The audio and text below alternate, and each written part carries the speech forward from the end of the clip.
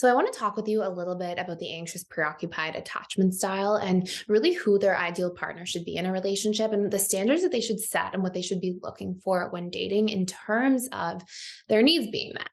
And if you're not familiar with what the anxious preoccupied partner is, the anxious preoccupied is the person in relationships who can sometimes be a little bit needy or clingy and really fear abandonment and have this very activated response with fearing somebody disconnecting from them or the relationship falling apart. And it has a lot to do with their attachment experience in childhood. So if there was a lot of inconsistency in childhood or real abandonment that took place or consistent perceived abandonment because let's say caregivers were really warm and loving, but they worked a lot and there was this constant like deep connection, disconnection, deep connection, disconnection.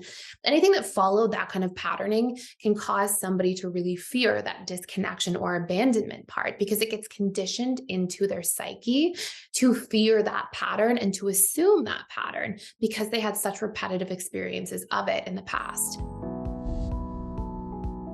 And so when we talk about like as an anxious preoccupied person, who your ideal partner should be, who you should think of dating, we really want to cover common needs that you should be looking for to have met in relationships to ensure the greatest chance of a relationship lasting, of feeling fulfilled in a relationship, and of having success in relationships overall.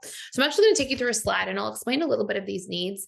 Of course, you want to do work on your core wounds in relationships and some of those fears you have in the first place. And that's such an important part of thriving in relationships and not feeling disconnected or triggered. But by also having these needs really met by somebody, it just makes everything so much easier. So this is definitely what you should be looking for. So I'll kick it off here and I'll actually have a little slide for you so that we can go through this together.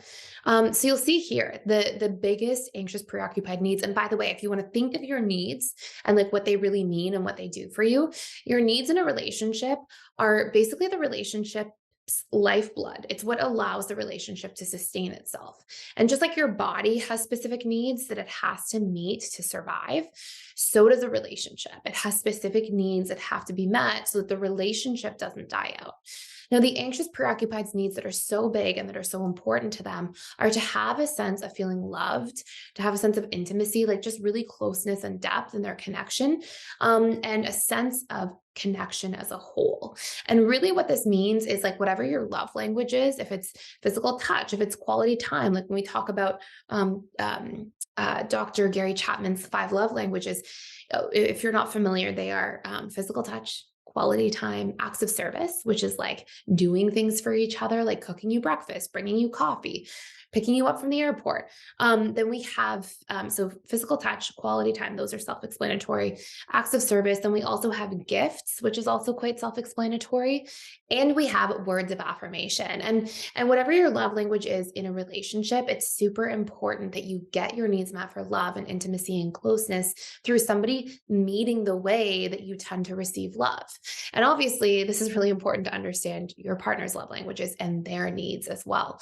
So anyways, these are really important. Then we also have validation, reassurance, approval, and importance. If somebody is validating you and reassuring you in a relationship quite consistently, you're much less likely to feel triggered because you feel like, hey, my partner does care. They're not going to abandon me. And it can be really reassuring and help you feel like you can still be yourself in a relationship and feel connected and really feel safe.